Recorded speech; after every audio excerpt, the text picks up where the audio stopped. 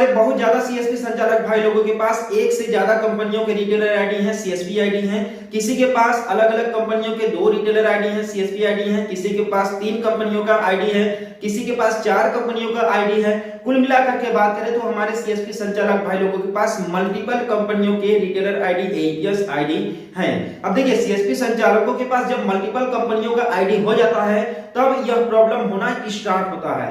अब देखिए पहले तो इसका एक लिमिट था कि अगर आप किसी आईडी पर जो है कि 1 साल तक अगर आप काम नहीं करते हैं तो वो आईडी जो है ब्लॉक नहीं होता था, इनएक्टिव नहीं होता था। लेकिन अब नियम और रूल देखिए समय के हिसाब से सब चेंज हो चुके हैं। अगर आपके पास देखिए एक से ज्यादा कंपनियों का आईडी है, 2 कंपनियों का, 3 कंपनियों का रिटेलर आईडी है, तो जाहिर सी बात है कि आप उसमें उन कंपनियों को केवल जिंदा रखे हुए हैं आप। फिर उनमें से कुछ ऐसे भी कंपनियों के रिटेलर आईडी होंगे जिन्हें आप 2 महीने 3 महीने से उस आईडी को लॉगिन तक नहीं किए होंगे। अब देखिए यहीं से प्रॉब्लम स्टार्ट होती है। पहले तो देखिए मान लेते थे कि पहले चलो 1 साल का समय हमें मिल जाता था, लेकिन अब वो भी नहीं मिल रहा है। बेसिकली देखिए सीएसपी संचालकों के पास जो है मल्टीपल कंपनियों का रिटेलर आईडी भी होना जो है सीएसपी संचालकों की गलती नहीं है।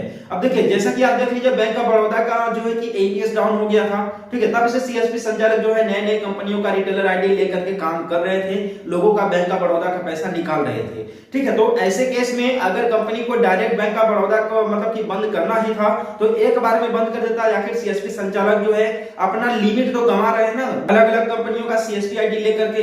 अब देखिए पहले ये होता था कि अगर सीएसपी संचालक किसी कंपनी के जो है ये एईपीएस आईडी पर अगर साल भर में कोई ट्रांजैक्शन नहीं करता है तो भाई अगर कोई ट्रांजैक्शन नहीं करता है तो उसका जो एईपीएस आईडी था उसे जो है डिसेबल कर दिया जाता था, उसे दोबारा से वेरिफिकेशन कराना पड़ता था, लोकेशन का वेरिफिकेशन कराना पड़ता था, इसके बाद जो है कि उसका आईडी जो है एक्टिवेट होता था। लेकिन अब देखिए नियम चेंज हो चुका है, जो साल भर का समय था वो समय अब लगभग 3 महीना हो गया है। 3 महीने के अंदर में अगर सीएसपी संचालक जो है अपनी एईपीएस आईडी के माध्यम से अगर कोई एईपीएस ट्रांजैक्शन नहीं करता है, चाहे वो पे नियर बाई हो, चाहे स्पाइस मनी हो, चाहे कोई भी कंपनी हो, अगर 3 महीने के अंदर में अगर मान लीजिए कोई ट्रांजैक्शन नहीं करता है सीएसपी संचालक तो उसका आईडी जो है डिसेबल कर दिया जाएगा। उसे दोबारा से जो है कि केवाईसी कंप्लीट कराना होगा, दोबारा से जो है कि अपना स्वॉप वेरिफिकेशन कराना होगा, अपना लोकेशन वेरिफिकेशन कराना होगा, इसके बाद आईडी वो दोबारा से एक्टिवेट होगी। सो गाइस अगर आप सीएसपी संचालक हैं, सीएसपी रन करते होंगे तो जाहिर सी बात है आपके सेंटर पर लोग रिचार्ज कराने भी आते होंगे।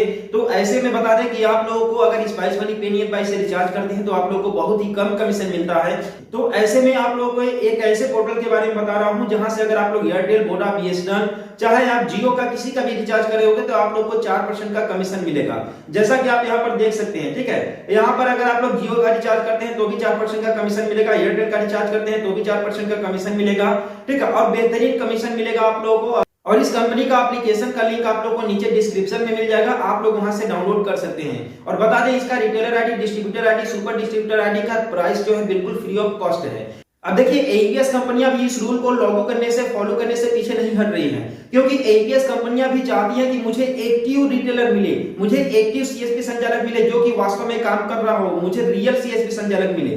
क्योंकि देखिए कंपनियां तो आईडी तो बांट देती हैं, लेकिन जब सीएसपी संचालक कंपनी के रिटेलर आईडी पर काम ही नहीं करता है, उसमें कोई एईपीएस ट्रांजैक्शन ही नहीं करता है, तो ऐसे में कंपनी को काफी ज्यादा नुकसान होता है। ऐसे में कंपनी को केवल नंबर या फिर काउंट करने के लिए सीएसपी संचालक या फिर रिटेलर मिलते हैं। तो कंपनी अब ये चाहती है कि मुझे एक्टिव रिटेलर मिले, काम करने वाला बंदा चाहिए, मैं उसी को आईडी दूं। इसलिए एईपीएस कंपनी उन सभी सीएसपी संचालकों को फिल्टर कर रही है जो कि 3 महीने में भी एक कोई ट्रांजैक्शन नहीं करते हैं।